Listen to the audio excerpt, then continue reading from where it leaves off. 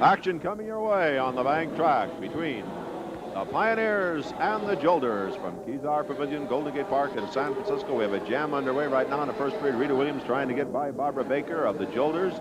Baker with blocks. Weston blocking Vallow. Vallow back into Baker. Rita Williams goes by and scores. Gets a whip from Weston. Moving in the rest of the pack. Hit by Pam Kaniva. Vallow up there grabbing a hold also. And wraps her into the rail. 2 points picked up in there by the Pioneers. Our first 2 points. This game coming away in the Pioneer Network featuring the Pioneers and the Jolters from Kezar Pavilion, Golden Gate Park in the city of San Francisco. This is Walt Harris to call the action. The score off those 2 points, 7-2. The Jolters in the blue and the black lead the Pioneers in the red and the blue. Jerry Seltzer usually works with me, is not available. So I've asked Kenny Consulman to come up here, and you folks around the Chicago and the Midwest area know Kenny. He's always on the mic down there at trackside, telling you what's going on, who's moving out in the jam, taking the word from the referee on points and penalties and et cetera, right, Kenny? Well, that's right, Walt. This is really a fired-up Pioneer club we have since Bud Atkinson Sr. has taken over as their team manager. I think you'll see a lot more teamwork and a together club. Well, right now out on this jam is Candy Jones. A gal has really come to the fore, and she just put a block on Ortiz and put her down for the Jolters. So Candy Jones is moving by herself now, number 57. Candy Jones for the Pioneers, all by herself. They trail by 5 here. This is the first period of play. You'll see the first half this week. Some stations will see the last half immediately. Some will not see it until next week, but you'll see the entire game. There's Jan Vallow, the one and only, number 8. Maybe the toughest gal on skates today, and maybe the greatest skater on the bank track today, unless this gal whipping Candy Jones is Joan Weston. That didn't work. The gal in the face mask doing the job, number 8, Jan Vallow. As tough as they come. Jones down again. Joan Weston says, come on, Will, try it again. Coming out of the turn, another whip picking up speed. There's the whip. Now, behind the back, and a bump in there by Weston did the job on Vallow, and a point for Candy Jones and the Pioneers. And Vallow goes to work on her. Wraps her into the rail. Baker in there also. Weston in there, the hip block. Another block in there. Now Weston being clobbered by Baker. Yes, Baker and Vallow make a tough team on this Jolter club. A great move by Weston. She started to whip on the outside, then went to the inside and threw a little hip block at the same time into Vallow to help pave the way for that point. So the Pioneers now have 3 and the Jolters have 7. This is a wild, tough Jolter club. Their men's team is size and strength. They're really loaded. And when the Pioneers open their fall season, I imagine, Kenny, you're looking forward to that. Live action back in the Midwest. And the club they're going to face first will be this Jolter team. That's right, Walt, and we understand, talking to Cal Stevens, that he's got a few surprises in store. He says he's got a good defensive unit, but he wants to make another couple of additions to the club before they open in the East, and I think that's going to be in the offensive jamming department.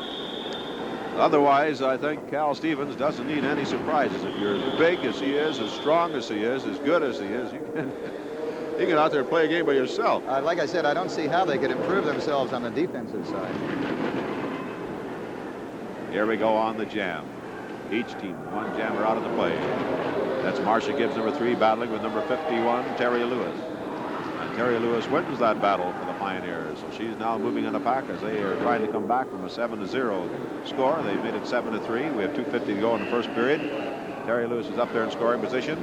Van Kaniva with the pivot up on number 5. Jan Vallow back on the track out of the penalty box, and Barbara Baker also. Jolter started this jam with just 3 players. Cam Kaniva blocking. Weston back there blocking now on Gibbs of the Jolter team, who's trying to move in there for scores. And outside, Lewis almost getting around Kaniva. She does for a point as Weston puts Kaniva on the deck. And it's 1 point for the Pioneers, and Vallow and Weston still squaring off up there. Weston got away from Vallow's block. Buddy Ackles, senior, right there on the track. He called a penalty on Weston, Ken. He called that pretty quick, because that last block was so close to the end of that 60-second mark. Usually they don't call it. Well, sometimes the referees will lean a little heavier on a veteran skater than they will on one of the newer members of a club. They figure if you've been around 10 or 15 years, you should be close on your timing too. Ken, do you ever argue with a referee when he comes over and says, so-and-so got 2 points and you don't think he did? I've argued for 15 years. I don't think I've won one yet. So here we go. 7-4 is now the score. Pioneers getting them one at a time, but getting back in the game here. Vallow clobbered by Weston when the play started. Weston didn't draw a penalty this morning, evidently. Both clubs at full strength. Jammers are moving out. Rose Duran, a rough, tough Jolter, not too big, but she's a good one for the Jolters. Chasing her, Rita Williams, number 50 for the Pioneers. Williams is blocked on Rose Duran. Hits her again. She's got her going. Spins her along the rail. And moving out. Rita Williams by herself on the jam now for the Pioneers. That's the weight and tire skate. Now they're skating. If I tried that, I'd be on the track so fast, Ken, I wouldn't know what hit me. I think these skaters are so good sometimes they can take a tray along and eat their lunch off it, including soup, and still not spill a drop. When you get the adrenaline flowing, you don't feel it right away. Sometimes it's 30 seconds later that you start to hurt. So Rita Williams in scoring position. Rose Duran, she got away from Rose for 1 point. Bellow now with the block.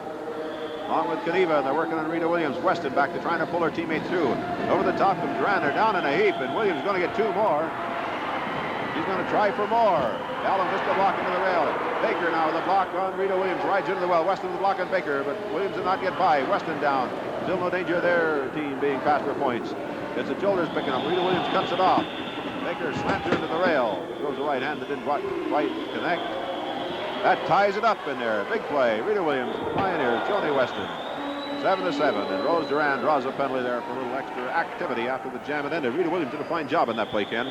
Well, Rita is really one of the big success stories for the Pioneers this year. If she was scoring at the beginning of the 73 season, the rate she's picking up points now, she'd be in the top 5 of scoring. She's really come a long way. And that is the end of the first period of play with a score. The Pioneers 7 and the Jolters 7.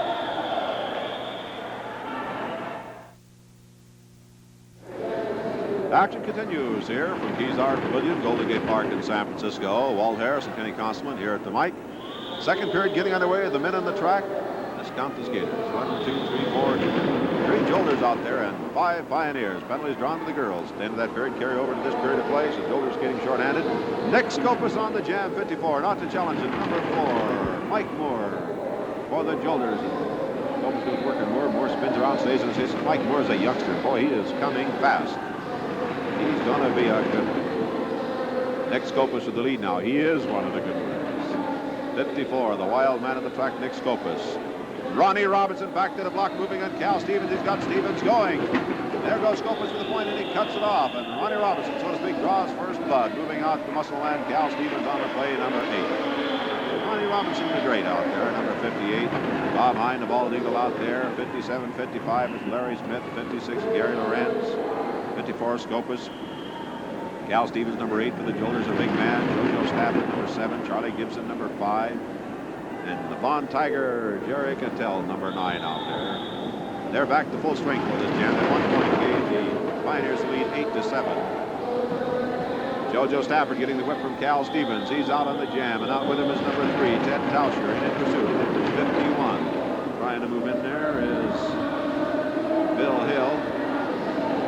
Now it's John Rice in pursuit, 59. Stafford sets himself, puts a block on Rice. Rice uses the rail, stays up, loses a little ground.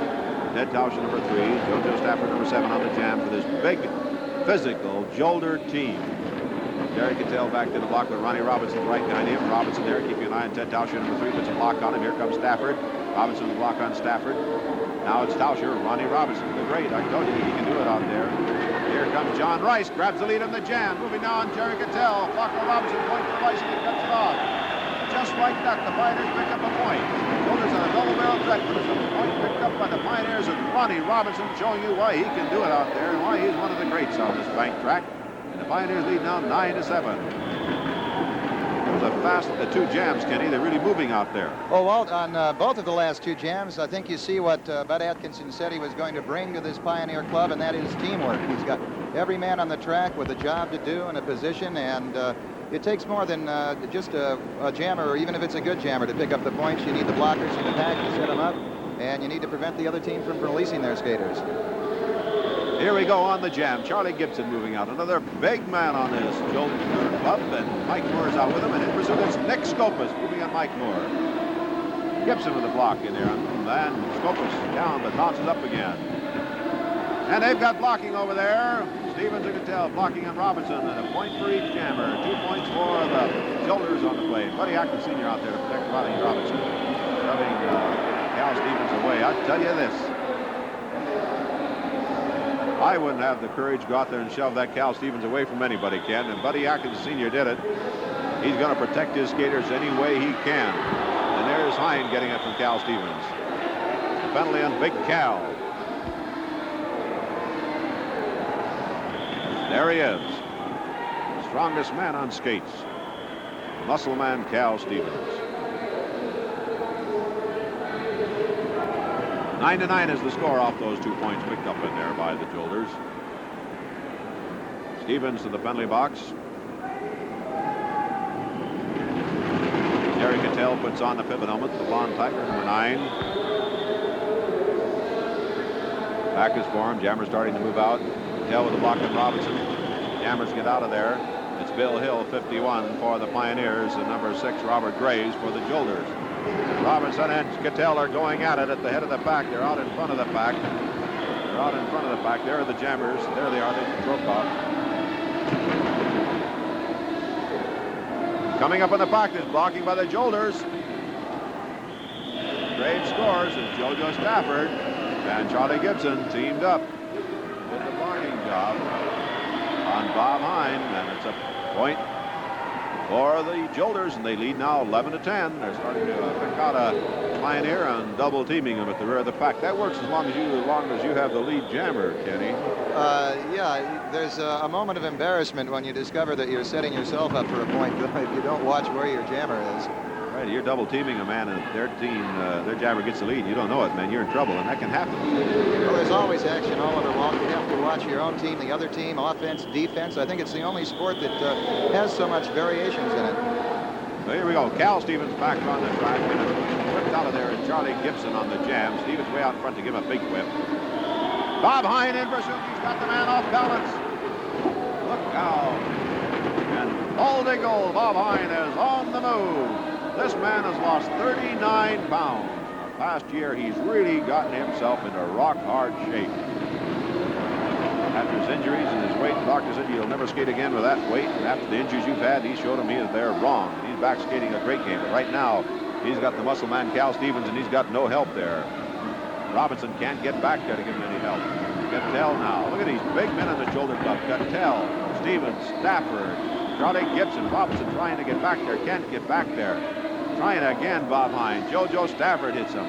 Robinson on the rail trying to fight his way back. Can't get back Cal Stevens. Scopus trying to get back there now. These men are just too big to get behind. Through. Stevens decking Hine. Waiting for him to get up. Hits him again. Hine down on the infield. Scopus getting back there now. Time runs out, and a shoulder in there by Stevens as Hine was up again, and Stevens saw a chance to get a shot up. Size of the, look at those 2 men on the rail there. Jerry Cattell, Cal Stevens. There's Cattell. 200 pounds, 6'2" or 3. Stevens 6'2" or 3, and 205, 10 pounds. A solid muscle. 215 in that neighborhood. JoJo Stafford, a big one. Charlie Gibson, a big one. He's young and a rookie, but man, he is a good one. Well, Gibson is the kind of guy that always fools you. He looks like he's off stride, and he won't make the move on you, but he never goes down, and he's one of the big scorers for the Jolters also. On the outside, John Rice, a good one for the Pioneers. He's the guy that gives it everything he's got. And JoJo Stafford takes off in pursuit now. These men moving around the track with 5 minutes to go in the second period of play, and it's the Jolters 11, the Pioneers 10. Rice looks over his shoulder, checks the progress of JoJo Stafford. Stafford with a kick in the back and an elbow to the front chest. And down goes John Rice. Stafford, a wise veteran out there. Jerry Cattell leading his charge now as they move on Ronnie Robinson, 58, and Nick Scopus, 54. There's the whip. Stafford into Scopus, can't get through. Cattell moving up again to signal something to JoJo. So let's do this or what. They're crisscrossing behind the blockers, and the blockers are crisscrossing with them. Watch it now. First one to make a mistake and lose this battle. And Cattell loses it. He hits Stafford and takes him down.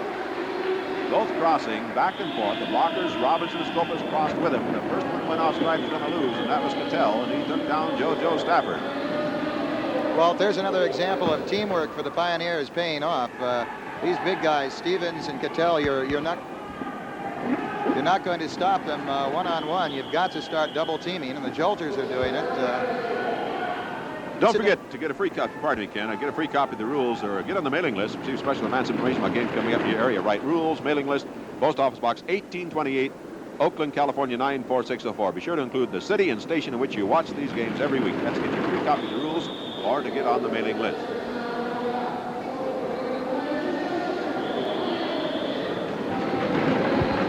Here we go. Nick Scope is out on the jam and chasing him. Big Charlie Gibson for the Jolters. Don't forget, this is the club that opens against your Pioneers in the Midwest with their first series of games to start the fall season. Scopus block on Gibson. Gibson to the block on Scopus. Scopus goes down into that turn.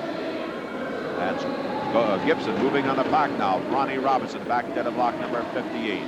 Bob Hine there, number 57, if he needs any help. Robinson doesn't usually need any help. So Hine will make sure no blocker gets back to give. Oh, Hine goes back, takes a shot at Gibson. They're going to trade off, and here comes Scopus. He wants it blocked on. Gibson down. Scopus has the lead in the jam now. Being blocked out. Scopus on the rail by Cal Stevens.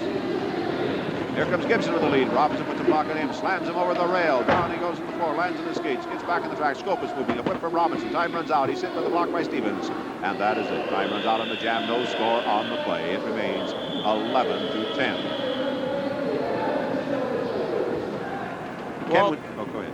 Well, I was going to mention, in spite of the fact that the Pioneers are taking a beating early here in this game, they're still leading on the scoreboard, and they get the points in bunches, and they're the kind of club that can explode, especially with the kind of guidance that Buddy Atkinson Sr. is trying to bring to it. They've got Larry Smith as a jammer, Johnny Rice, probably the most improved jammer in the entire league this past season, and of course Bob Hine, as light as he's been in almost 6 or 7 years. 39 pounds lighter. A lot of work to get rid of that. He let me know about that. He said, Walt, you tell him I lost 39 pounds and I'm proud of it. Actually no special diet either. He just quit eating the wrong kinds of food, I guess. No formula that we can give special credit to. Stafford out there. Ted Tauscher. Here comes Bob Hine looking for a little room. Through the middle he goes.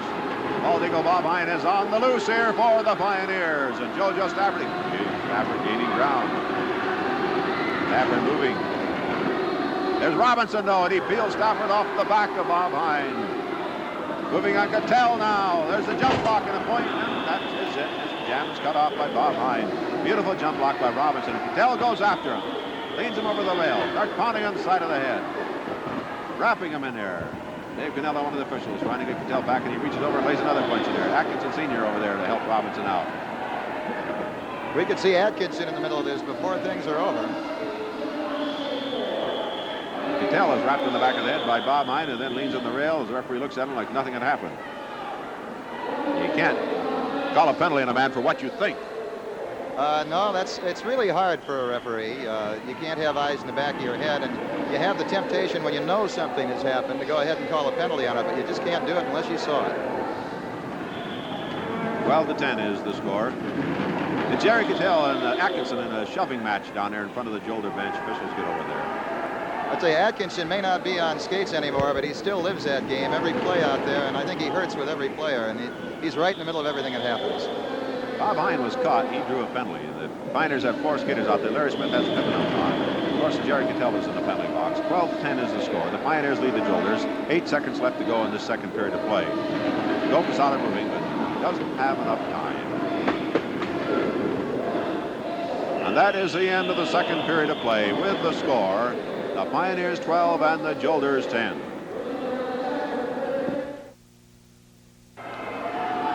Action coming your way from Kezar Pavilion, Golden Gate Park in the city of San Francisco. This is Walt Harris and Kenny Constantine calling the action here.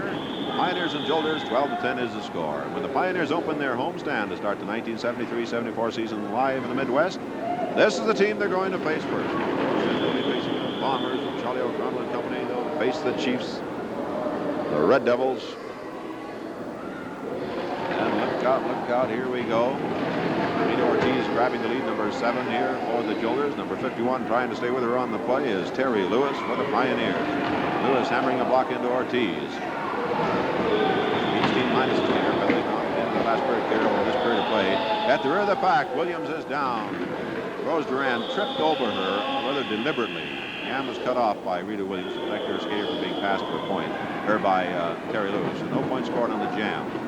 That shows you, look out, Duran being challenged by Joan Weston. So she goes right down on the deck. That, Kenny, shows how clever some of these skaters are. Duran tripped, quote, unquote. over the fallen Pioneer skater, and boy, you know how she tripped over the skate in the back. Well, there's a question mark, I think, about how hard she was trying to get out of the way, but how can a referee call something when the intent is something that only the individual that did it knows? Joan Weston knows, and Rose Duran is making sure she stays out of her way. Well, when you're a skater, you don't have to be a referee. It's a little bit easier for you. 12-10 is the score here. The Pioneers lead the Jolters. We're in the third period. Some of you folks see the last half immediately. Some will see it next week. You'll see this complete game between the Pioneers and the Jolters. Out in the jam. Number 9 moving Pam Kaniva for Cale Byrne. For the Jolters, and taking over on her is Candy Jones, 57. I think Jones would win my vote as the most improved skater in the past year in the girls' field. Say that, she goes down. What'd I say? Said something wrong, Ken. I still stick by what I said. Candy doesn't give up, though. She stays in there every play. Cale Byrne moving in a pack. Number 9 for the Jolters. Joan Weston back there to block the Golden Girl for the Pioneers. Quite a gal, this one. Joan Weston blocking on Cale Byrne. Cale Byrne probably wishes she had lost that battle now with Candy Jones. Weston to the jump block in there. Byrne up again, and Weston again meets her. Derek Cadell skating along the infield, keep an eye on the girls' action. Trying to help the girl out by yelling words of advice, but it's not doing any good in getting by Joan Weston. And that is it, as Joan Weston proved to be a stone wall back there for Cale Byrne. No score on the jam. It remains 12-10. The Pioneers lead the Jolters. Well, we might mention that these Pioneer gals are hurting a little bit tonight. They've got 3 of their good players out. Sherry Eric is on the sidelines tonight. Of course, Sue Neibauer is out of action, and also Francine Cochou. They're all coming back to the club. They're out for various reasons, and the club will be back at full strength starting in the Midwest. We also probably for the first time can make the announcement publicly that the Pioneers are going to have some added strength. The big gal that skated last season with the Bombers, Debbie Cho, will be with the Pioneer Club. We learned that this afternoon. You're speechless. A little shocked. Debbie Cho is a good one. She'll add a lot of strength to this team. Make a good backup for Joan Weston. There's a gal with a lot of courage. Right now in the jam, Rose Duran and Rita Williams working her over. Hammering her, hits her again, and down she goes. Rita Williams winning that battle. That'll play for the skate in the back. Rita Williams moving by herself now. There's no Jolter threat on the play. Having any points here for several minutes now. It's been standing at 12-10. Rita Williams moving here for the Pioneers on the play. Rose Duran back there to block. Slim willowy gal, but a good one. And boy, hammering away in there, Rose Duran. Skate in there. Down goes Rita Williams. That was kind of a rough way to block in there. Officials warning for Duran, but no penalty. I said before, warning don't cost you a thing. Ballo back there now. The Pioneers can't get anybody back there to help out.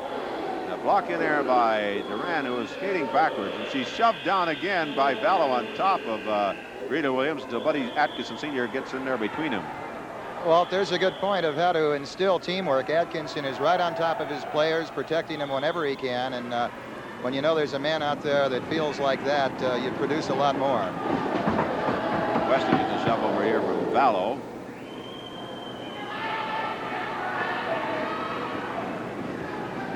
Do you feel that's been true, Kenny, that the Pioneers have maybe had the greatest talent in the league but have just never been able to put it together? I think so, Walt. I've watched them. I've worked with them the past 2 seasons, and they have some tremendous talent on the club, and particularly after watching Memorial Day at Shea Stadium, they just need to get it together. Weston working on Ballo, slams her into the rail. Penalty on Weston. He really paid off Ballo for the rough treatment that Rita Williams got a play ago. Rose Duran making sure the referee calls Joan Weston off the track, and Weston skates in her direction. She turns away and gets out of this so fast she goes down.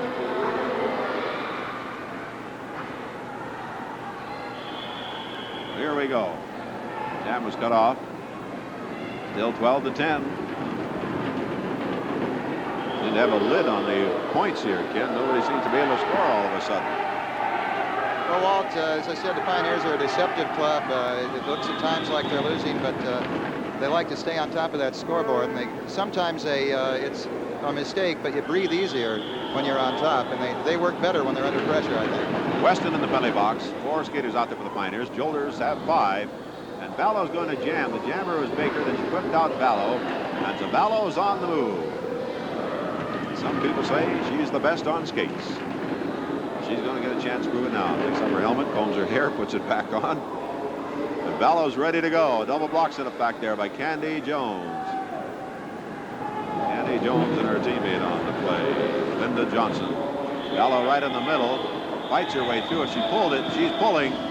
She will not be allowed any points. So she belts a skater for good measure.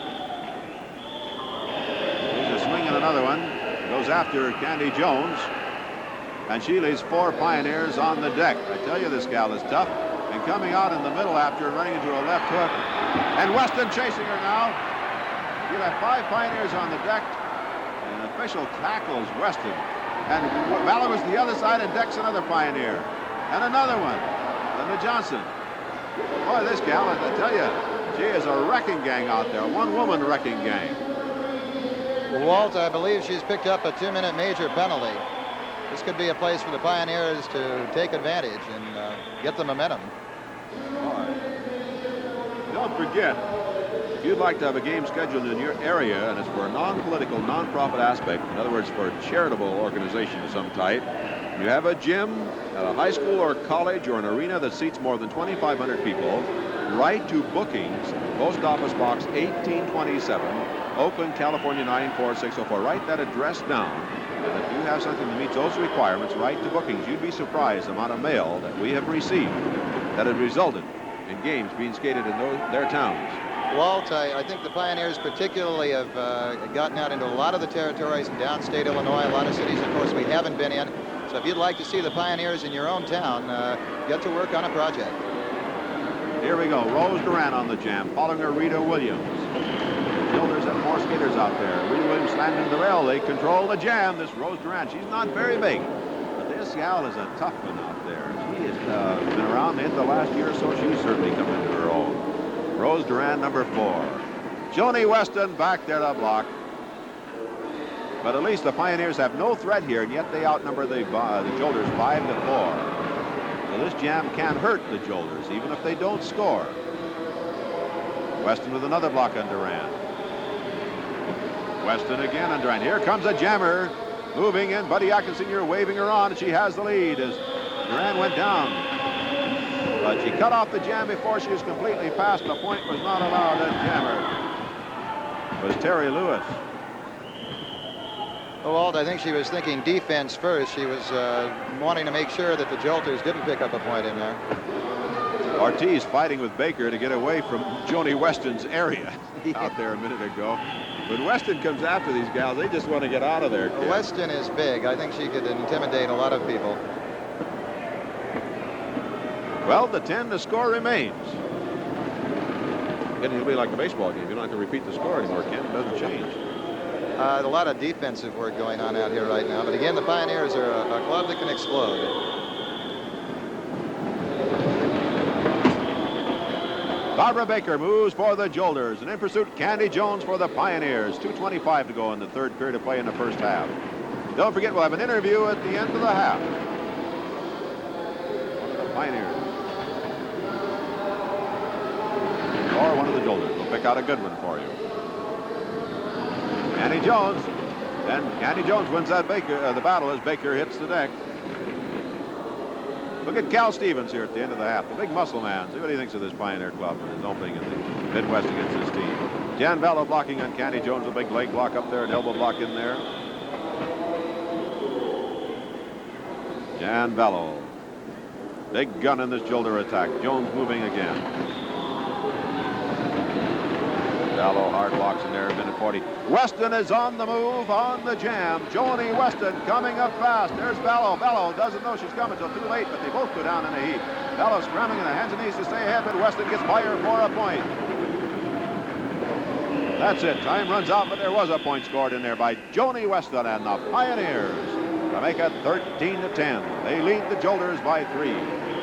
Well, Joanie's a gal that can really do it all, and you're supposed to slow down somewhere along the line, but each season Weston seems to be getting stronger.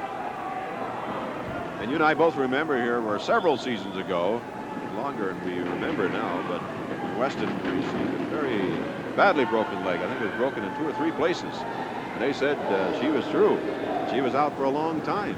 I think when you have the kind of determination that this gal does, you come back no matter what.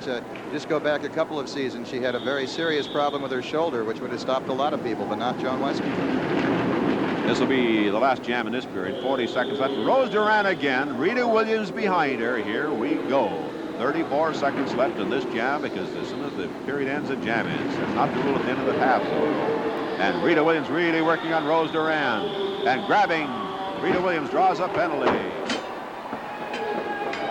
Rita Williams, the infield. Duran is back in the pack, so there won't be any points scored here. 13-10 is the score. Linda Johnson moving, or pardon me, Terry Lewis. 2-1. That's it. No score in the play, and that's the end of the third period. With the score, the Pioneers 13 and the Jolters 10. Action is coming your way from Kezar Pavilion, Golden Gate Park in San Francisco. It's Walt Harris and Kenny Conselman calling the action. We're in the 4th period of play in the first half. 13-10, the Jolters trail the Pioneers. You people on the Pioneer Network, remember, this is the club that opens the home season for the Pioneers this year. The Jolters against your Pioneers. Out on the jam, Ted Tauscher moving number 3 for the Jolters, being pursued in there by Gary Lorenz, number 56 for the Pioneers. Though each team has a jammer out and moving on the play, the Pioneers are -1 skater. Penalty drawn at the end of that last jam. Rita Williams had some time to carry over into this period. Coming up on the puck now, there's Tauscher, Cal Stevens. Watching his teammate go by, and then he puts the block on Gary Lorenz. Favorite block, you get the elbow down low under the chin, and then come in with an up block, and you upend the man. 9 hit out of there by Stevens over the rail, and he's scoring in there. 2 Jolter points on the play. Big Cal Stevens leading the charge that time, 13 to... I thought he held up a finger for 2 points now. I looked at the scoreboard and they made it 11, but now they've changed it to 12. So it is 13-12. I'd like to thank the crew working these telecasts. Our director is George Lum. Our technical crew on camera, we have Don Jackson, Johnny Scroggs, Ernie Fields. Remote bus, we have Guy Welch, John Anderson, Don Jackson. Our director is Stanley Potter. Cal Stevens on the rail, hit there with the block. Here we go on the jam. 2 Jolters out there and 1 Pioneer. That Pioneer is John Rice, moving with the Charlie Gibson with the block on Rice.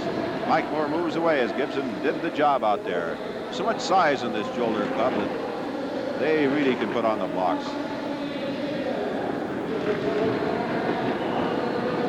Coming up on the back now, Mike Moore, number 4, Charlie Gibson, number 5. Ronnie Robinson there to block 58. You got to have somebody back there against 2 men. He's the man to have. Ronnie Robinson. Block on Mike Moore. Here comes John Rice in there with the block on Gibson. Rice moving up on the jam. Grabs, puts a block on Mike Moore. Puts it down, out scrambles, and Mike Moore is passed by John Rice, who's moving behind Ronnie Robinson, blocking now on Jerry Cattell. Pioneers have a chance to pick up points here. They pull him around the backside. 1 point in there by Rice, and Gibson slams his weight into him on the rail.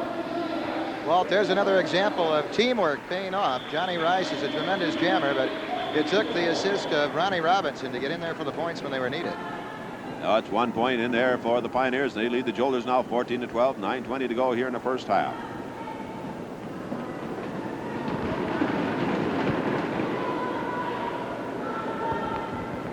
Don't forget, at the end of this half, we'll talk to Cal Stevens, a muscle man of the Pioneers.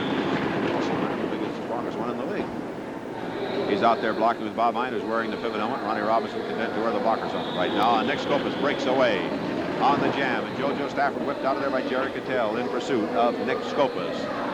Skopas 54, JoJo Stafford number 7 for the Jolters. Grabs the lead. In trouble at the rear of the pack. Hine, he's passed for the point.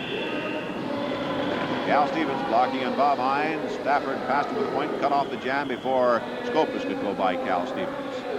Robinson up there with a few words with Cal Stevens.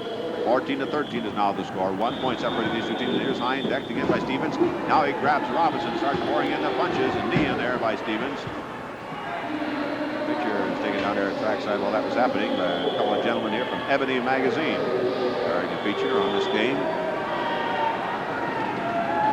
Robinson is down. The muscle man, Cal Stevens, arguing with Buddy Atkinson Sr. over there now. There's Buddy Sr., 52. He's older and he's smaller, but if it's to protect one of his skaters, I think Buddy will take him on. I don't think I've ever seen Bud Atkinson back down from a situation, and he'll take Cal Stevens and Jerry Cattell on if he has to. As I said, that does an awful lot to boost your morale when you know that a man like that is your team leader. So Jerry Cattell will put on the fifth helmet as soon as he gets one. They have to throw him one from the infield. He gets rid of his blocker's helmet. Sam Kneva throws the one. Here we go. 4 Jolters, 5 Pioneers, and it's going to be a Pioneer out of there first, Bill Hill, and then he whips out the ball. They go Bob Hine. And whipped out of there by Jerry Cattell is Ted Tauscher, moving on Bob Hine. Veteran Bob Hine likes these situations. Bob Hine keeping an eye, staying right there with Tauscher alongside. Elbow in the back and over the rail he sends it. Hine knows just when to put the pressure on. So Bob Hine moving by himself for the Pioneers on this jam. They lead by 1. Jerry Cattell back to the block. The block on Hine. JoJo Stafford back there in case Cattell needs any help. Now Stafford takes over on Bob Hine. Now Gibson's going back there. And Cattell goes up with the block on Robinson, so he cannot get back to help out Bob Hine. They got Bob Hine in the middle. Here comes Cattell with a jump ball. Both skates almost in the face.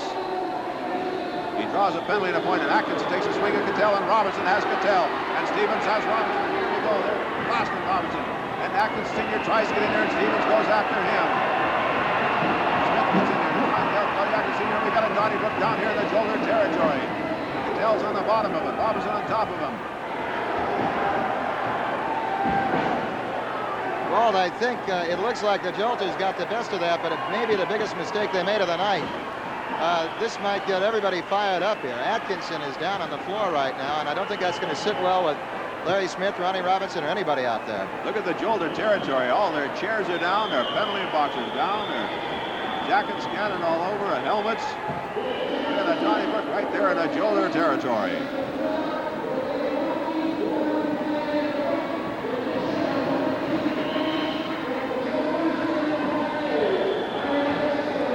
Do you hear everything the PA announcer had to say there, Ken? I believe other than the initial penalty on Jerry Cattell, they've leveled team penalties on both benches for failure to control skaters. If you try and pick that apart and find out who should get penalties, you wind up with everybody in the penalty box. 15-13 is the score. The Pioneers lead this physical Jolter team. The Jolters have 3 skaters out there, and the Pioneers have 4. But the Jolters get the first man out, Ted Tauscher, chasing him, Nick Skopas. Here's the value of an infield coach. An infield coach now would tell Tauscher to cut this off while he has the lead. But he did not, and Skopas goes by. At the rear of the pack, Robinson in trouble. Cal Stevens working on him. Tauscher grabs the lead again on the jam and gets a point. He's moving behind Stevens, blocking on Smith. 2 more. To Lorenz. Stafford blocking. Atkinson Sr. chasing Cal Stevens. Atkinson is tripped up by one of the girls, I think, as he goes across in front of the Jolter bench. He's chasing Stevens. His team comes down here to protect him. As I said, Walt, I think this is the kind of thing that can get the club together. But the Jolters picked up 3 points there while they were trying to put it together. They lead 16-15 now. Don't forget, we received so many letters, and I've talked to some of the youngsters who, no matter what city I'm in, they come up and say, how can I learn to be a skater? Well, here's how. Just get that information. Put your name and address on a card or in a letter, and write to Roller Derby Training Center, Post Office Box 1827, Oakland, California 94604. You'll get the information on the nearest training center. Currently one in Alameda, California. That's in Oakland, the Bay Area. San Francisco Bay Area, one in Chicago. And I think they're lining one up to Oakland on the East Coast. We hope to have an announcement about that. Of course, Midwest fans already know where the amphitheater is, and Lou Donovan, a very excellent instructor. Bill Hill being worked on by Charlie Gibson out there on the jam. Both clubs at full strength again. 16-15, the Jolters lead. Robinson working on Cattell at the rear of the pack. Really hammering away. The Jolters are the only jammer in scoring position. Charlie Gibson, number 5. He towers over Ronnie Robinson, who's no midget. A pull away here by the Pioneers. A pull away. Trying to skate out the remaining time, and Atkinson Sr. waving him on with his towel in the infield. And they're going to make it work. They're pulling away. Gibson, the whip from Cattell. Hine and Robinson set it to protect the pull away. They take him out of there. That'll kill it, and the Pioneers make this pull away work. Well, the score remains 16-15. The Jolters lead by 1 with 3 minutes to go in this period. There again is teamwork, Walt. It's awful hard to get all 5 skaters out of the pack at the same time. And, of course, Buddy Atkinson has worked with these kids. And, again, there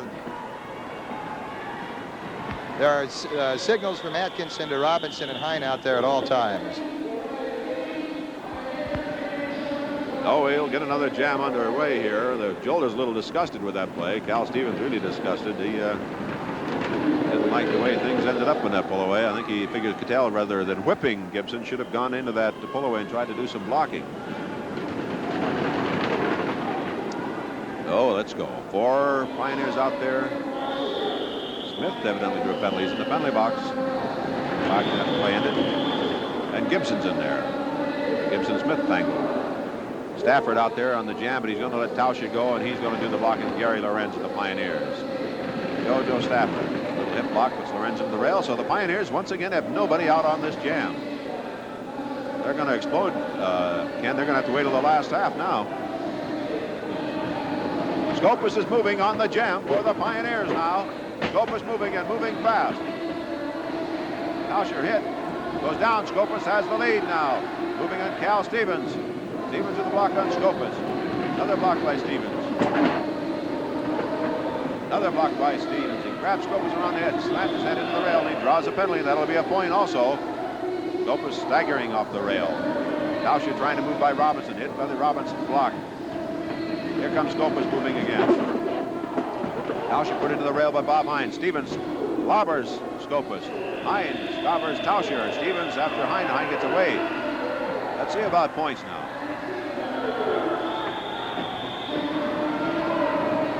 Stevens is still out there on the track, and I thought sure he drew a penalty on that play over there. I think they just gave him a warning. They just gave him a warning on that. Warnings don't cost you a thing, Ken. I think Cal Stevens was counting on that. So there was not a point then. It was not an illegal block because he did not draw a penalty. Score remained 16-15. That's the Jolters in front by 1. This will be the last jam here in the first half. 40 seconds left in the half. There's 60 seconds left in the jam. And the Jolters have 2 men out, and it's Ronnie Robinson in pursuit with Bob Hine moving behind him. Double locks it up by Gibson and Mike Moore. Robinson takes them both down. Over the top goes Bob Hine, just like a hurdler, and away he goes. Well, like a long jumper, though. He comes down on both feet. So Stafford and Cattell blocking at the rear of the pack now.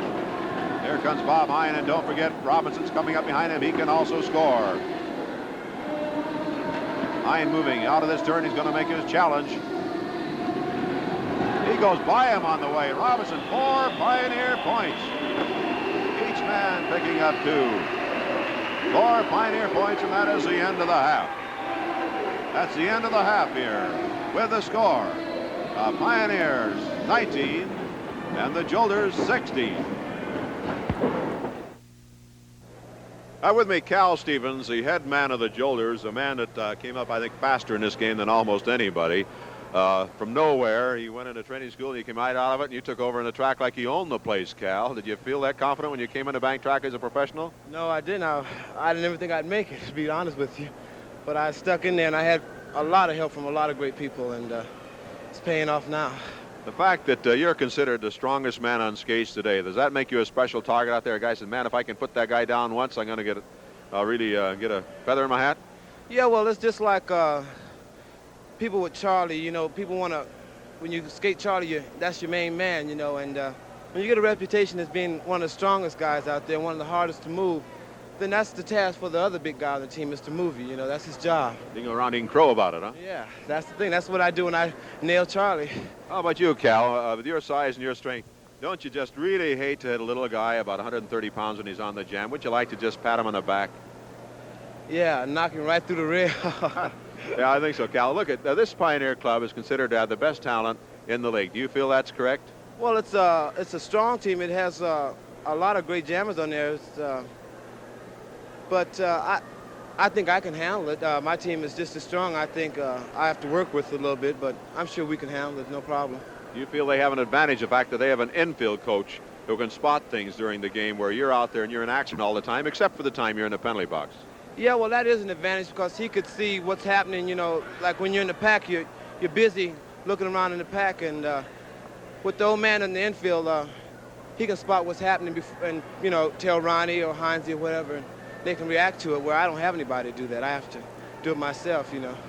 Now, Cal, and your Pioneers are going to also open in the Midwest against, your Jolters against this Pioneer team. You're looking forward to that opening back there? You're going to try and spoil it for the Pioneers? I'm going to try my best. I'm going in this time very confident because we have a while before we get there, and I'm going to work with the team very hard.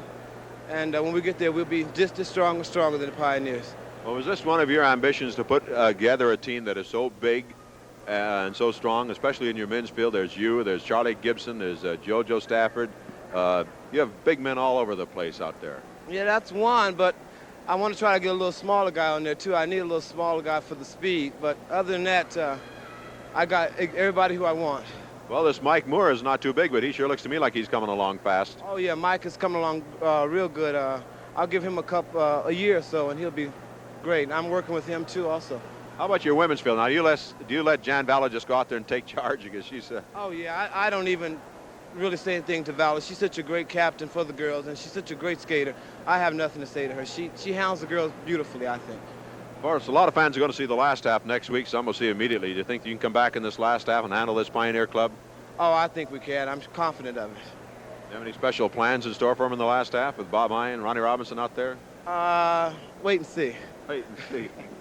Well, that's true. There's nothing else I can do about it, Cal. I know. Thank you very much for talking with me, but I don't know whether I should wish you luck for your opening in the Midwest against the Pioneers. We know it's going to be a tremendous series back there. Wish me luck. Wish me luck. I need a little bit of it. You need a little. Okay, Cal, thanks for talking with me. Thank you, Walt. Cal Stevens, strongest man in the league, and he's got a team that's big, rough, and physical. They're going to open the homestand back there against the Pioneers. The Pioneers will be opening their fall season shortly, and this is the first team they're going to face. They'll face all the great teams, though, throughout the 1973-74 season. Score here at halftime is 19-16. The Pioneers lead the Jolters. This is Walt Harris speaking from Kezar Pavilion, Golden Gate Park in San Francisco. And a skating action coming your way from Kezar in San Francisco. We're right on the windup of a jam here in the fifth period of play, the first period in the last half. Weston blocking there on Gilmer, and over the rail goes a Pioneer skater. The Jolters have been picking up points here. A total of 4 on that jam. Yes, it's skating action featuring the Pioneers and the Jolters coming your way from Kezar Pavilion, Golden Gate Park in the city of San Francisco. It's Walt Harris to call the action with the score here. The Pioneers 21 and the Jolters 20. Usually Jerry Seltzer's here alongside, and tonight Jerry's not available, so we've asked Kenny Kosman to sit in with us. Kenny, as you know, in the Midwest, you've heard his voice many, many times. He calls all the action at trackside, wherever your Pioneer club is skating. And Kenny, you've got a great team to call the action with. Oh, Walt, this is a fired-up club right now. Their new coach, team manager, Bud Atkinson Sr., has got them together and got them moving. And here we go, moving on the jam. Rita Williams getting a whip in there. But she's cut off by Jan Vallow, and Barbara Baker reaches back and whips out her teammate. Her teammate is Rose Duran, number 4, as Jan Vallow keeps picks up Rita Williams, throws her right over the rail. I think she got away with it. No official looking at that time. They were looking at the pack in the jam and did not catch that action. Picked up, thrown over the rail. Here he joins the pack. Rose Duran being blocked out. Rita Williams into the rail. She's been passed now for a point. Blocking by Vallow. Vallow in the pack blocking. Weston blocking there on Rose Duran. Vallow doing some good blocking in the pack, but not good enough. Vallow goes back in an attempt to help her teammate and instead put Rose Duran on the deck. Duran gets up, cuts off the jam, motions the hands and it, and immediately goes down, but she had picked up 2 points on the play. So the Jolters go back in front 22-21. The Jolters in the black and the blue, the Pioneers in the red and the blue. Good Pioneer club, loaded with talent. They now have Buddy Atkinson Sr. on the infield as their coach, and he can really put a team together as he's proved throughout his entire career. The fine job he has always done working with the club. It's because he's behind the team 110%. Buddy Atkinson Sr. There's Rose Duran, long hair, sitting down, taking a brief rest. Score here, 22-21. The Jolters lead. The Jolters are the team that's going to open against your Pioneers when they start their live fall winter 73-74 season. And Barbara Baker moving out with Gail Byrne again here for the Jolters. Out to challenge him. Not for long. Number 51, Terry Lewis. But now giving pursuit is Candy Jones, 57.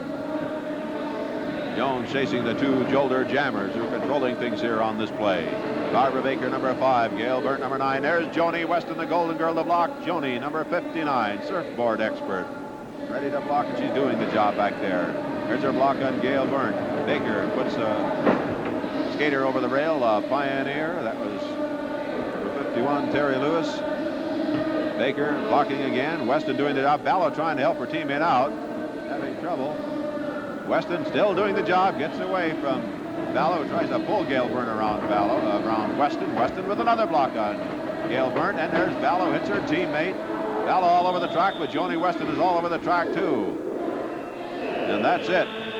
Ballo and Weston, little hip throwing contest over there. And Weston put down. She was off balance, hit by Ballo. She went by, and Pam Kaniva saw her chance and put Weston on the deck. No score in the play. It remains 22-21. The Jolters still lead the Pioneers. And Kenny, how much does Sherry Eric mean to this girls' field on the Pioneer team? Well, Sherry Eric in just this last season has come on to be one of the club's big scorers. A jammer that can get points in a crucial situation, and Sherry is gone, and so is Francine Cochou tonight, and also Sue Neibauer. The three girls out for different reasons, but it's really hurting the club. They will be back in action when we open in the Midwest, and that's going to be a big boost for the club. And again, we have somebody new coming with the Pioneers. We'll talk about that after this jam. Gail Byrne, Barbara Baker out on the jam again, and Candy Jones in pursuit along with Terry Lewis. Candy Jones moving on Barbara Baker. Jones block on Baker, but Baker shoves her off. Baker is skating a tremendous game since she joined this Jolter club. Gail Byrne moving in the pack now. Baker drops back and slows down both Pioneer jammers, Terry Lewis and Candy Jones. Weston blocking there on Gail Byrne now, and Ballo trying to pull Gail Byrne around to Weston. Look at Weston in the middle there. They can't succeed while they're trying to go around in a circle like in a cage. Weston in the middle, reversing positions. There go the Pioneer skaters for points. One apiece. And then Ballo, there she is. That's it, Candy Jones, she did. And another one is Ballo, leaving skaters on the deck in her wake. 2 points for the Pioneers. They lead now 23-22 over the Jolters with 1:03 to go in this period.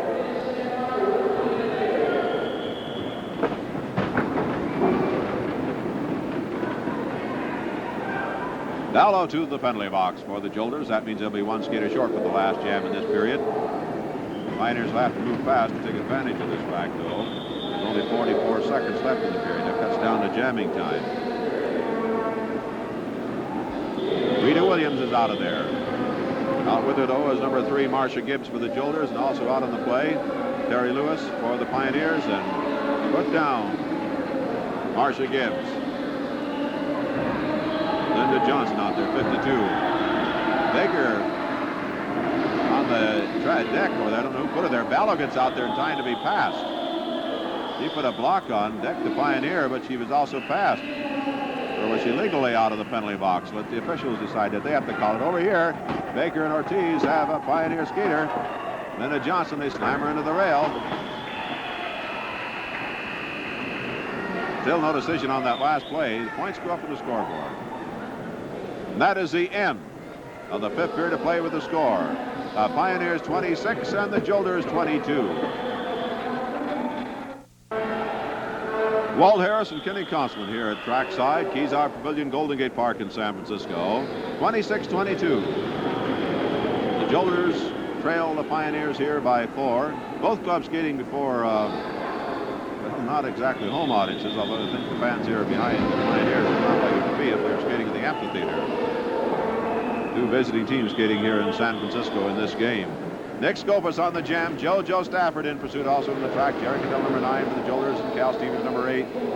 And number 6, Robert Graves for the Jolters. Ronnie Robinson, 58. Bob Hine, 57. Larry Smith, 55. And Gary Lorenz, 56. On the jam, Here we go. Joe Stafford, number 7 for the Jolters, being passed in there by Nick Scopus, number 54. Robinson at the rear of the pack, working on Jerry Cattell. Here comes Stafford over the lead for the Jolters and Jan. Robinson blocked by Cattell. Here comes Stafford. Robinson in trouble. Stafford scores and cuts it off. Cattell blocking out Ronnie Robinson. Point picked up in there by the Jolters. That gives them 23, and the Pioneers have 26. Robinson and Cattell, and Hine right behind Cattell, and an official in there. And big Cal Stevens muscles his way in there.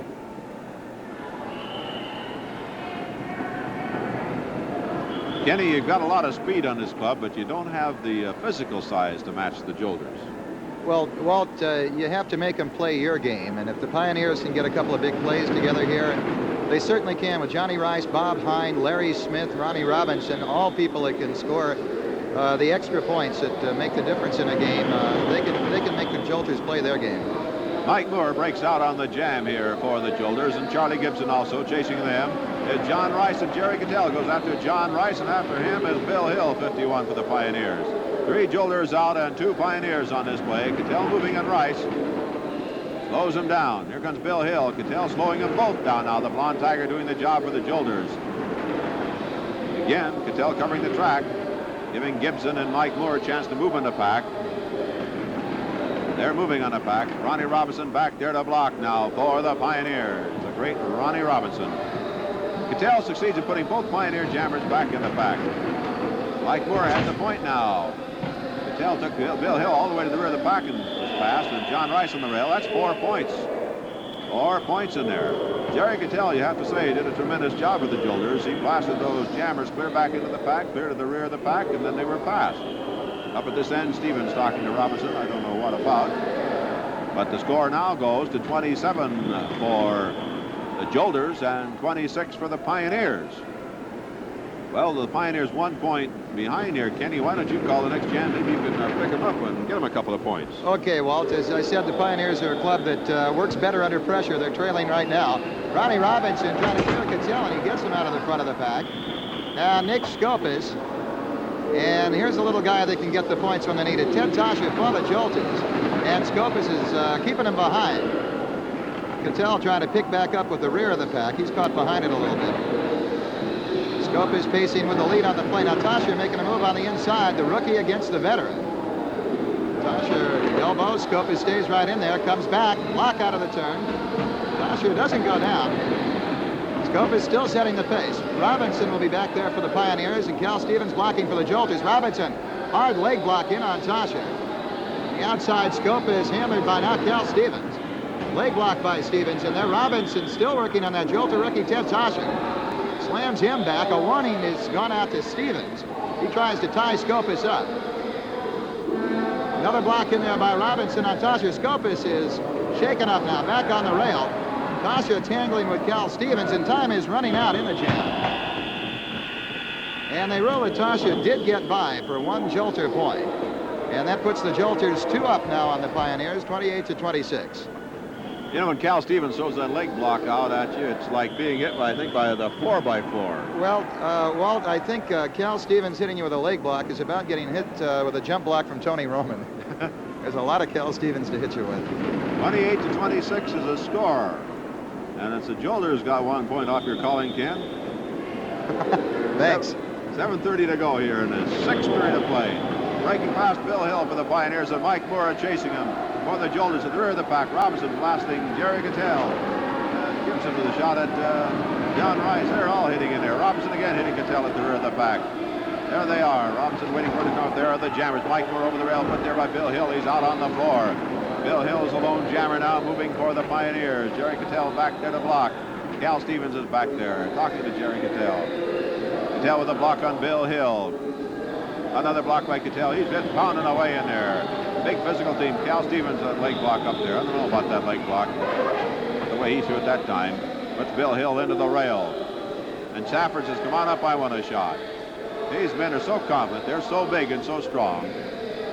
They've got Bill Hill in the middle. Look out. Stevens and Stafford have him. Coming back is Cattell with his illegal block. There's Stevens up here. He's got Robinson on the rail and just pounding away on him. Here's Cattell pounding on him now. Bob Hine comes out there, and Stevens decks him with one to the midsection. And Stevens skates away. Bob Hine on the deck, Robinson on the deck. Scopus checking with Robinson, the trainer checking with Bob Hine. This team is so big and so strong, they're not scared of anybody. And they love to fight because they're that big. Yeah, and yet while Cal Stevens says that the Jolters aren't good enough, he's got a couple of surprises. He's trying to make a deal for a couple of more players before they open against the Pioneers. If you'd like to know more about the rules and about advanced information and games in your area, why don't you drop a card to Rules, mailing list, Post Office Box 1828, Oakland, California 94604. Put your name and address on the card or letter, include your zip code number, the number and the station which you're watching now, and we'll get that information to you. Get you a free copy of the Roller to Be Rules. Gary Lorenz on the jam here for the Pioneers. He's being chased by Charlie Gibson, number 5. There are 3 Jolters out there. There are 4 Pioneers out there.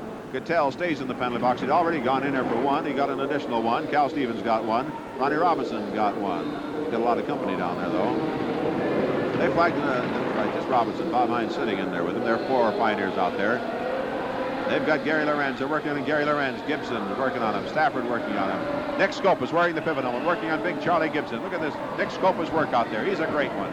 Scopus, 54, blocking Gibson. Goal. Gary Lorenz slammed hard by Stevens. Goes down hard and going into him, Gibson. And Gary Lorenz is shaken up. So is Gibson, who fell on him. Here comes John Rice on the jam. And Scopus, Gary Lorenz just falls out of his way. Robinson back on the track. Lorenz has been replaced. The adjudicator can be replaced on the jam. 2, 1 second. That's it. What about points? No points, they say. But that was a rough one down at this end. Score remains the Jolters 28 and the Pioneers 27.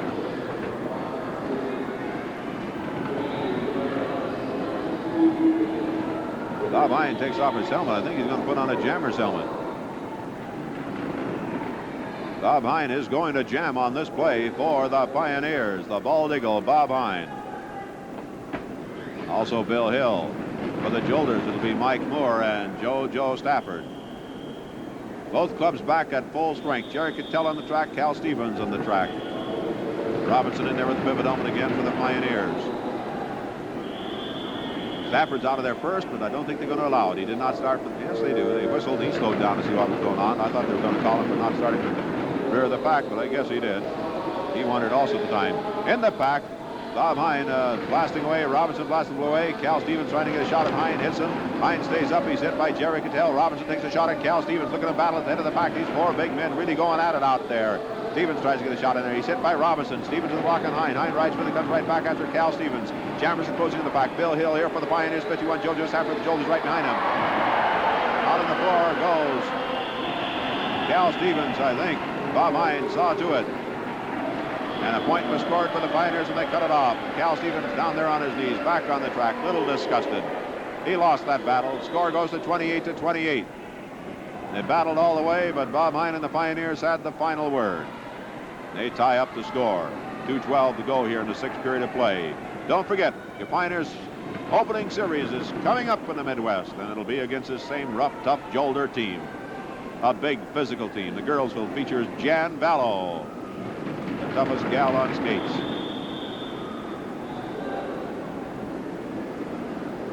Here we go. Jammers trying to move out of that pack again, and it's going to be Joe Stafford and Charlie Gibson with the Jolters. Once again, they got a double barrel threat. Cattell's going out with him, and Robinson and Bob Hine in pursuit. Look out. 3-man lock up there. Looks like the whole pack's out on the jam. Bob Hine and Robinson, the challenge now. Look out. All 5 down, and it's Hine getting out of there first, and Robinson breaks fast. And it's Bob Hine and Ronnie Robinson on the loose here for the Pioneers. Jerry Cattell at the rear of the pack to block now.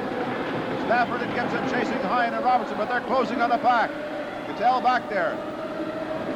Hine hits him, Robinson hits him. He's down a point apiece, and they cut off the jam. 2 quick points in there for the Pioneers. 30-28. That shows you a little of the advantage of speed over size, Ken. Well, we said, well, you've got to carry your game to the Jolters. You can't match him pound for pound. Bob Hine and Ronnie Robinson, certainly a combination that can pick up points. And when they're working together, and that's what Bud Atkinson wants to see, teamwork out there, the Pioneers are going to this season be a tough club to beat. Well, they've got another jam underway, and they could still score. We have 40 seconds left. Good block now to fade away. Bill Hill moving up 51, but Cal Stevens there to keep him in the back. Out here on the floor goes Jerry Cattell. Robinson sent him way out on the floor. Mike Moore, the lead of the jam, cuts it off to keep Cattell from being passed. Cattell sitting out here on the floor, trying to get up now. Robertson sent him flying over that top rail. And Robinson and Cal Stevens having a few words. And it doesn't take much to set off Cal Stevens the way this Jolter club has been roughhousing in this game. Dale gets back on the track. And that is the end of the 6th period of play with the score. The Pioneers 30 and the Jolters 28. It's Walt Harris and Kenny Constman trackside. Action coming your way from Kezar Pavilion, Golden Gate Park in the city of San Francisco. And the girls take over on the track. The score here, the Pioneers 30 and the Jolters 28. Buddy Sr. working on the skates down there at Joan Weston's.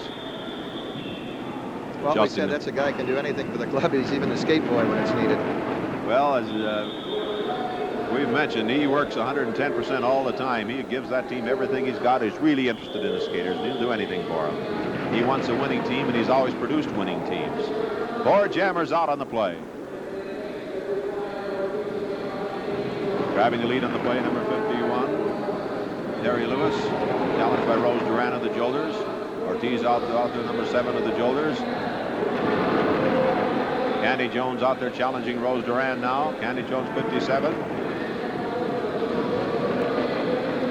Candy Jones has the lead, moves on Jan Vallow, number 8. Vallow puts her down with a block. Another block puts Terry Lewis down.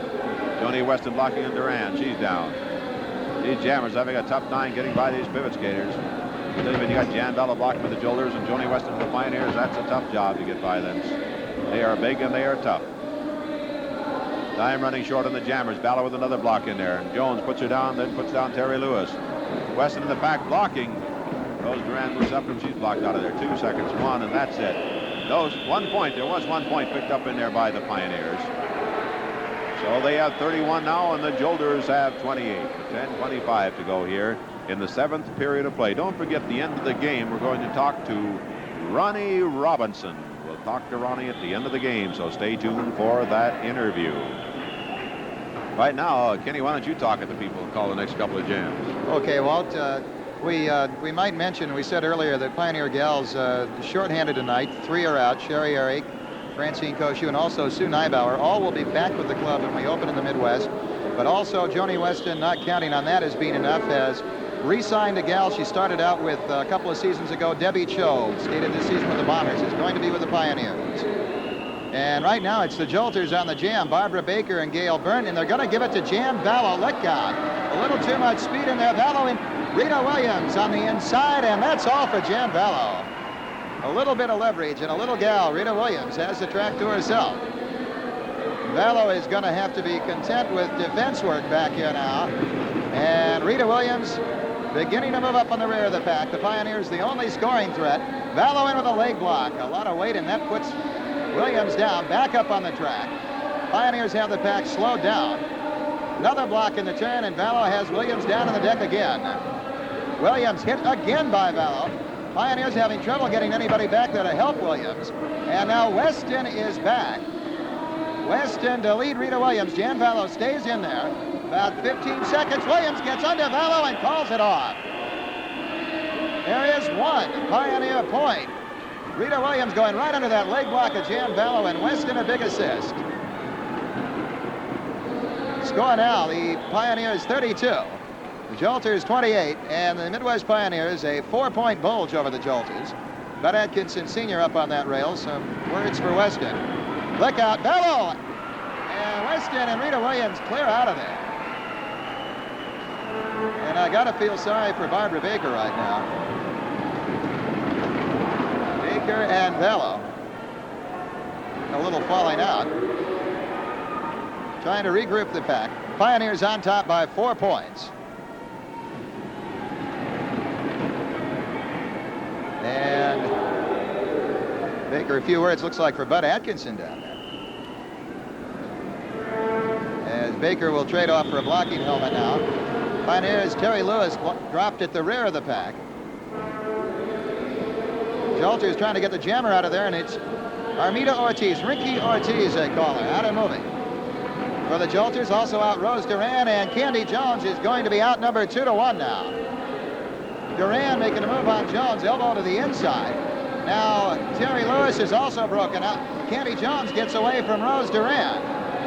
And Candy Jones in pursuit of Ricky Ortiz, as Ortiz is already moving in the rear of the pack. Jan Vallow will be there to block. Weston back to the Pioneers, hard elbow on Ortiz. Vallow blocking Candy Jones out. Weston a series of blocks on Ortiz. Another block in there by Weston, rocking Ortiz. Weston trying to get a block in on Vallow. The block in there has Ortiz put on the rail. Barbara Baker blocking for the Jolters now. Weston back in on Ricky Ortiz. Jones put down by Barbara Baker. Baker tries to get a shot at Weston, and Baker a big addition to the Jolter Club. Time running out. The jam is over. Look out, there is no score. On the play, Pioneers continue to lead it, 32-28. 6 minutes and 35 seconds remaining here in the 7th period. Last period for the gals on the track tonight. Now trying to regroup that pack again. Barbara Baker talking things over with Jan Vallow up here in the near rail. And Barbara Baker, a new addition to the Jolter Club this season. Skated the past 3 seasons with the New York Chiefs and never saw the limelight really, skating behind Carolyn Moreland and Judy McGuire. She's got a chance here with the Jolters and has been one of their biggest jammers the last few weeks. Back reforming now. Rita Williams will jam for the Pioneers, along with Linda Johnson. Gail Burt and Barbara Baker back into the jam for the Jolters. Baker gets the whip out to start it. And it's Jolters so far as they've also got Gail Burt out. Pioneers Linda Johnson out now, long way behind. And Jan Vallow has got Rita Williams cornered at the rear of the pack. Williams in trouble down on the track. Baker and Burt are still by. Vallow blocking, another Pioneer put on the rail. Baker calls it off. And that's a big scoring play for the Jolters. They've got 4 points. 2 apiece by Barbara Baker and Gail Burt. Look out. Weston in some heavy traffic down there. 32-32. The Jolters all of a sudden bounce back and tie it up. Thank you, Ken. Very good. Very good for the Jolters. Don't forget, you know, if you would like a game scheduled in your area, and it has to be a non-political or non-profit aspect, in other words, a charitable organization, and you have a gym at a high school or college or an arena that seats more than 2,500 people, write to bookings, Post Office Box 1827, Oakland, California 94604. We've had requests like that in the past, engagement scheduled in many areas for many worthwhile causes. Volunteer fire departments, March of Dimes, or police officers associations. Just let us know. The Pioneers, the 2 jammers moving, Rose Duran and Armida Ortiz, and there's Williams being bounced around by Vallow. There's 2 points again for the Jolters. And they have 34, and the Pioneers have 32, and it doesn't make any difference, Ken. You or I, the Jolters are scoring. I'm glad it's not just my bad touch. Atkinson up on that rail. He can come up with a play when it's needed. I think the Pioneers are going to have to get the momentum back here in this game. Weston had a talk with Rita, still talking with Rita Williams. Gal's been bouncing around a little bit in these last 2 jams. So here we go. Jammers will try and fight their way out of that pack. Let's see, Barbara Baker moving up. So's Gail Byrne. So's Linda Johnson of the Pioneers. Johnson gets out of there first as Joni Weston makes sure of that. What Weston's doing with Gail Byrne, or with Linda Johnson, she got her up there. Rita Williams battling at the rear of the pack with Jan Vallow. Weston goes back there at the block. Rita Williams goes by. He's scoring a bundle. I might have missed something here. I didn't see if Rita Williams got out of that jam earlier or not, Ken. Did you catch it? No, I didn't. I was watching the action as you were. I think she is, because Vallow's waiting for her. I think she's on the jam now. I just can't understand why the Pioneers, who had Linda Johnson at the head of the pack in a jammer's helmet, did not send her out. She has 1 point now, and Vallow blocking on Rita Williams. Another block in there by Weston, another point for Williams. She can't get by Vallow, but she's picking up points. Weston's making sure of that. Baker up there now. Baker moving in there. Weston taking the other girl down in the pack, so she's taking him out of the pack. Williams can't get by Vallow, but she's still scoring points. They're spinning along on the rail. Williams spinning all over the place with Vallow. I don't know, she might even got by Vallow in that spin. 3 seconds, 2, 1. That's it. How many points? Big play for the Pioneers. 4 big points, and they got 36 on the scoreboard now, and the Jolters 34. You know what threw me there, Ken? Look out, Williams throwing punches there. Baker. Yeah, the Pioneers got a jammer up there at the head of the pack and didn't send her out. Walt, it may be one of those situations where Joan Weston had something specifically in mind, and Rita Williams was the gal that had to do it. The thing is, you can't argue with success, and what she had in mind paid off. It's unusual for a jammer to get up to the head of the pack and then just stay there when you're trying to break somebody loose. You must have a lot of confidence. You got another one coming up that you can shake out of there, and the Pioneers have that confidence. 36-34 is the score. Minute 40 to go here in the 7th period of play. Why don't you call this jam, Ken? Okay, well, the Pioneers have moved back in front. The Jolters have the jammer out. Rose Duran, and here's a gal that's really been underrated the past couple of seasons. One of the best on the track. Pioneers in trouble. Candy Jones again. It finds herself outnumbered. Ricky Ortiz trying to tie her up and slow her down. As Duran has already caught the rear of the pack. Joan Weston there will be doing the Pioneer blocking, trying to keep Pam Kaniva out of the situation. One eye there and one eye back on Duran. Weston, a lot of heavy Jolter traffic. Baker trying to get back there. Weston a block on her, block on Kaniva, block back on Duran. Weston all over the track. Jolter still trying to get somebody back to help. Penalty time's expiring out there, and time in the jam is also beginning to run out. Weston stays in there, picks Duran off again. And Baker is down. Duran goes down over Baker. Now Kaniva and Vallow tangling. Duran and Baker having trouble getting together here. Trying to advance her again. And time with 2, 1, it's over. There's no score, and Joan Weston literally handled the entire Jolter team that time defensively. So the score remains 36-34. We only have 18 seconds left here in the 7th period of play, and then we'll have the men on the track for the final 12 minutes of action. Don't forget, when your Pioneer Club opens in the Midwest, this is the team they're going to face. Their first opponents will be this Jolter Club, the big physical team you're looking at. And that is the end of the 7th period of play with the score. The Pioneers 36 and the Jolters 34. It's Walt Harris and Kenny Cosselman here at the track at Kezar Pavilion, Golden Gate Park in San Francisco. With 2 visiting teams here in the Bay Area meeting each other, and it's always interesting because the crowd never really knows what team to get behind. They like their skating action. It's tremendous game, action all the way, but they don't really know what team they want to win here, Ken. I think they sort of favor the Pioneers, but they're just not going all out. It's not the same kind of a crowd you'd have in the Midwest cheering the Pioneers on. This is not an international amphitheater crowd by any means, Walt. I think they go the way the momentum of the game goes. Whoever's really got the leverage working for them, they're the team that the crowd has its support behind at the moment. Right now, it's the Pioneers on top of the scoreboard. This final period underway. And the Jolters have the jammer on top. Young rookie, very promising, Ted Toscher. Bob Hine leading the way out now. The Pioneers have Johnny Rice coming on. And Johnny Rice, really a big success story for the Pioneers this past season. Coming up on the rear of the pack. Look out. Bad timing and a sidestep by Toscher. Jerry Cattell now working on Bob Hine. Stafford, they double team him.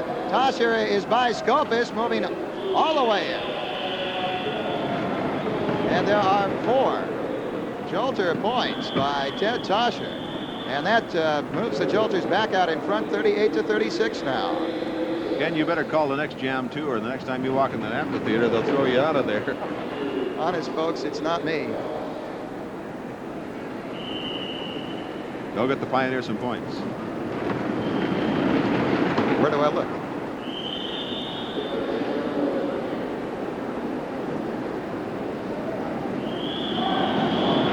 Okay, Charlie Gibson for the Jolters has the lead. Gary Lorenz for the Pioneers. Lorenz coming up. Rush block through the inside. Gibson coming back. Gibson hammers an elbow in there. A knee block by Gibson, and Lorenz taken out.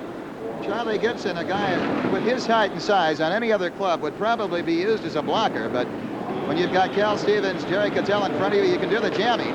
Now Gibson moving on the rear. Cal Stevens trying to set up points, blocking Robinson.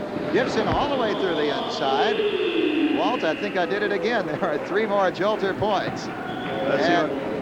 That's one of the biggest leads of the game, 41-36. The Pioneers are now down by a full 5 points. And I think before the Pioneers are blown right off the track, I'd better give it back to you, Walt. Okay. See how my luck is here, Ken. I might want to go back to Chicago one of these days, too, again. But there are a lot of great people back there. I remember going to the amphitheater and all the people coming up and talking. You know, they're great fans. Walt, we have the greatest fans in the world back there. So here we go, the Pioneers and the Jolters enjoying a lead of 41-36 with 9:34 to go in the 8th and final period of play. And the wild man Nick Scope is on the loose with him. Jerry Cattell on the jam. Jam was started by JoJo Stafford, number 7. Then he whipped out Cattell. Scopus is with the Blonde Tiger, and not for long. And Jerry Cattell is moving by himself now. So again, the Jolters control things on this jam. Big Jerry Cattell, 6 foot 2.5, 3, 210 pounds, ex-policeman. Loved this game. He became a skater and he became a good one. Robinson hammers him with the block. Bob Hine back there, 57. He puts a knee block in there. A block that time, I think, with John Rice. John Rice? No. Yes, it was Rice. That one by Robinson. Rice again taking a shot at Jerry Cattell. Covering the track, the Pioneers are not letting any Jolters get back there to give Jerry Cattell any help. Stevens trying to get back there, but Scope was shoving him ahead. There's Hine with a leg block on Cattell. Hine with another block on Cattell. There goes the helmet. Hine hammers him again. Here's John Rice again, and down goes Cattell. Boy, that'll end that effort. And Stevens goes back and wants to know how come. Cattell's probably saying, where's the help? Taking on the whole team trying to get points, and nobody's getting back there. Stevens is here, wear a blocker's helmet. The temper is flaring a little bit there. Good play that time by the Jolters. Played that tremendously. Almost assured them of a victory. 41-36 is the score. Let's see what Cal Stevens, he has a pivot helmet on. The crowd's yelling at him. I think he's pointing at him. I think he said, you watch, I'm going to do it now. Cattell and Cattell get back there in the middle of the pack. Cattell is yelling back at him. Temper's flaring a little bit here in this Jolter club. Stevens wanted to salt this game away. Bill Hill breaks past. Stevens is chasing him. Stevens chasing Bill Hill on the play. Bill Hill moving. Cal Stevens alongside. He's got him. Puts him into the rail hard. Big muscle man Cal Stevens is going to give Jerry Cattell a lesson on how you pick up points. Cal Stevens moving. Back to the block is Ronnie Robinson. Ronnie, the son of Sugar Ray. Ronnie, a great athlete. He'd have been tremendous in any sport. He chose roller derby. You fans have never regretted that, and he hasn't either. He's hammering the blocks into the muscle man Cal Stevens now. Ronnie with a high elbow block in there. Stevens says, come on back and help to Cattell. And Cattell can't get back there. Bill Hill giving him knee blocks in the back and elbow blocks by Bill Hill on Cattell. And Stevens throws his helmet. He's mad. He wants help. Well, Cattell wanted help and he didn't get it. The Pioneers are making sure nobody gets back there. And Robinson entangling with Stevens now. Stevens starts throwing the punches. Here we go. Chris Ortiz, the referee, trying to get them apart. I wouldn't get in between these men. A lot of punches thrown, but I don't think either one landed a solid punch that time. They're causing wind to poke throughout Kezar Pavilion, but neither one was able to connect that time, Ken. Well, just particularly in the high bank of a turn, it's awful hard to plant your skates and get leverage, particularly when you got 2 referees determined to pull you apart. Robinson and Stevens both drop penalties, so they go in the penalty box for 1 minute each. Each team will have 4 skaters out there on the track. Now, despite the fact that Stevens took the pivot helmet away from Jerry Cattell, he'll have to put it back on again. So here we go. 4 against 4 out there. On the outside, John Rice off a whip from Larry Smith. And Hine clears the way by moving out Jerry Cattell. So John Rice is out of there being chased by Ted Tauscher of the Jolters. Lead 41-36 with 6 minutes to go in the game. Rice with the block. Rice, 110% guy. He'll give it everything he's got. Never slackens out there. Block on Tauscher by John Rice. Rice picking up speed now, moving ahead. Bob Hine moving on Jerry Cattell. A big jump block. Cattell is down, and Rice scores and cuts it off. He cut it off because Hine was on the deck after the jump block, and the man Tauscher coming up with the Jolters could have passed Hine for a point. So you pick up that 1 point, cut it off, make sure the other team doesn't score. So the Jolters lead still, but that cut 1 point off their lead. The Pioneers have 37, the Jolters have 41. The Pioneers are battling to get back in here. Robinson out of the penalty box. Cal Stevens out of the penalty box. Both teams at full strength again. Jamming this time, Gary Lorenz and Bill Hill for the Pioneers. It's going to be Joe Stafford and Mike Moore for the Jolters. Don't forget, the end of this game, I'm going to talk to Ronnie Robinson, so stay tuned for that interview.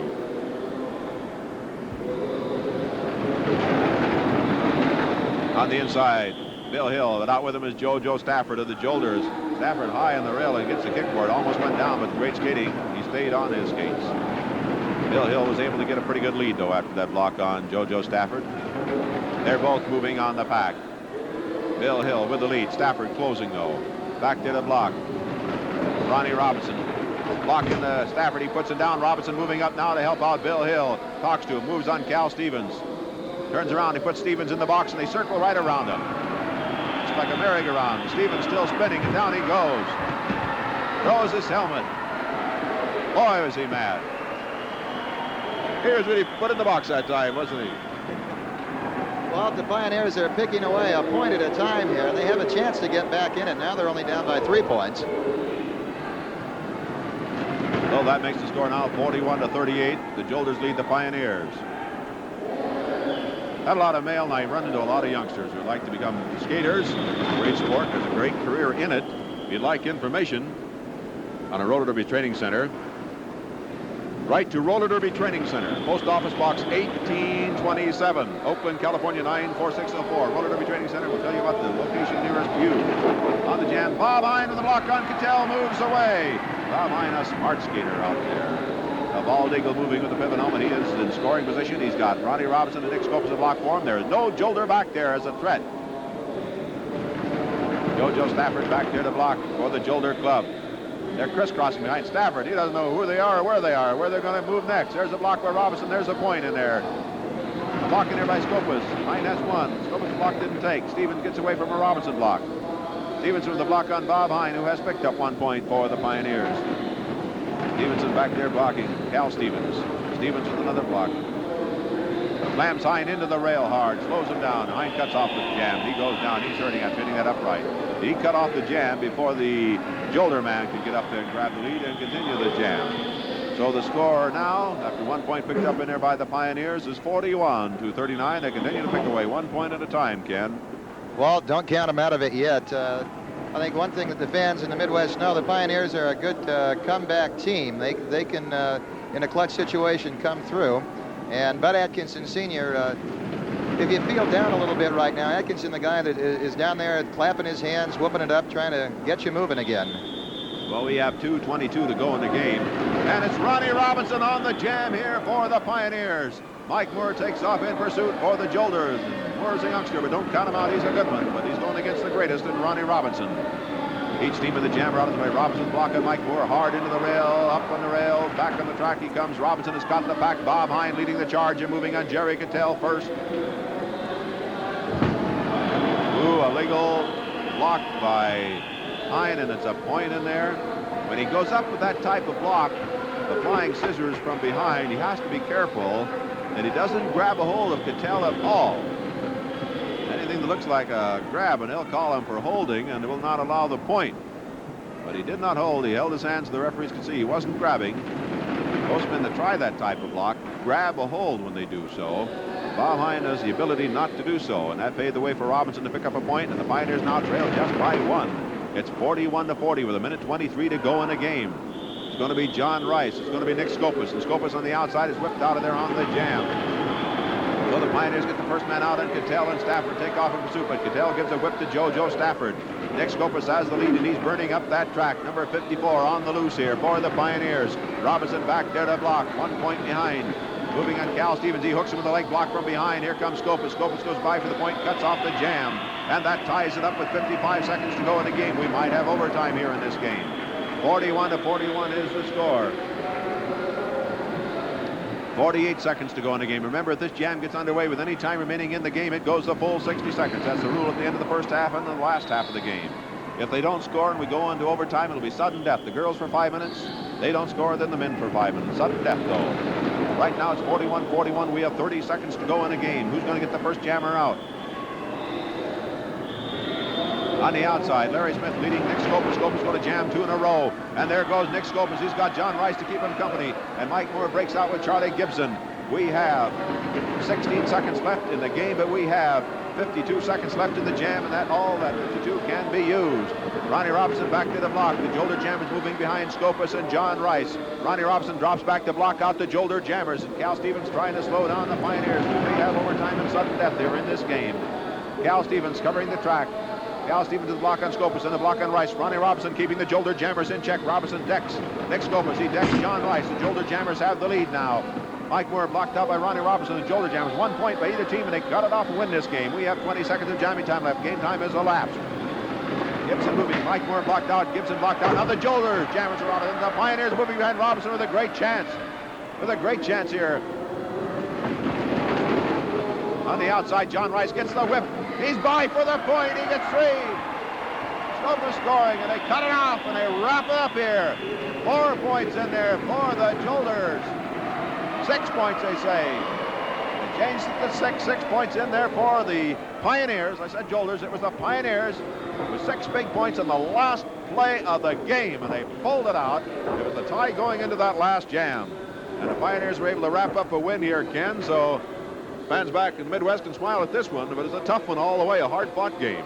The Pioneers are used to fighting for it. They're a tough club now. They're going to be tougher when they get back to the Midwest. Don't forget, I'm going to talk to Ronnie Robinson in just a moment. The final score, the Pioneers 47 and the Jolters 41.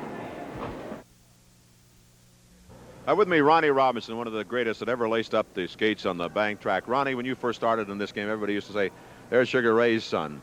Now that the years have gone by, I imagine they say, Ronnie Robinson, now you're, they switch it around a little bit, huh? Yeah, now it's the son of Ray, Ronnie's son of Ray. Yeah, they wonder who your dad was now. Yeah, quite a few people don't remember him. It's hard to see him that way, but they don't. Of course, I remembered I used to be mixed up in boxing, and I thought he was the greatest fighter that ever lived pound for pound, and you may be the greatest skater that ever lived pound for pound. Do you feel that way? I wouldn't go say that. I wouldn't go that far, but I try. You know, the feeling about tonight's game, Ronnie, of course, you're skating in front of a crowd that isn't a home team, a home crowd for either one. I know that affects your skating, yet it seems like you're working hard out there tonight, and neither team could really get their best game out. Well, like you said, I think the crowd has a lot to do with it, Walt, 90% of it. But you need that incentive of having somebody root for you. Here, taping a game here, playing a game against two visiting clubs where they really have nobody behind them, it's really difficult. Your team, of course, was hurting in a few places tonight, but you have the big opener coming up, and all your girl skaters are out, will be back. You're going to open against this club in the Midwest. You're going to face the Jolters back there. This is what I've been told. All I can say is I hope they stay like they were tonight. But you don't expect them to, do you? No, I really don't. Actually, that's a big physical team, and when they get really going out there, I mean, it's almost Murder Incorporated. Well, any lineup with Cal Stevens in it is going to be murder. But he's got a big team. Isn't hard skating against a team that every time you look up, there's a 210, 15-pounder coming at you? Well, that's what I said. And with him out there and with Cattell out there, I mean, that's enough beef right there. Because in comparison, we have a small team. I weigh about 170. Bob's down now to about 160. And we're the biggest ones on the team. Maybe you shouldn't have lost that 39 pounds. Well, we're going to try and gain back a few pounds anyway. This Gibson, too, has impressed me this year every time I've seen him. Oh, he's really come a long way in a short period of time. Give this kid another year and a half, and he's going to be heck to reckon with out there. Do you have any plans to add anything to your club? Do you think the fact that you have Buddy Atkinson Sr. helping your team on the infield now all you need for... I think that'll be a good factor. And I don't know if you've noticed with Bob losing the weight, we can capitalize on some of his experiences as far as the jammer is concerned. So we're utilizing him a lot in the jamming department with help out Scopus and Rice. So I think this is going to give us a good 1-2-3 punch. Good. Ronnie, good luck to you this year. Thank you very much, Walt. Ronnie Robinson, one of the greatest of the Pioneers. They won a game here over the Jolters, 47-41. Remember, they open against that team in the Midwest very soon. This is Walt here speaking for Kenny Kosselman from Kezar Pavilion, Golden Gate Park in San Francisco.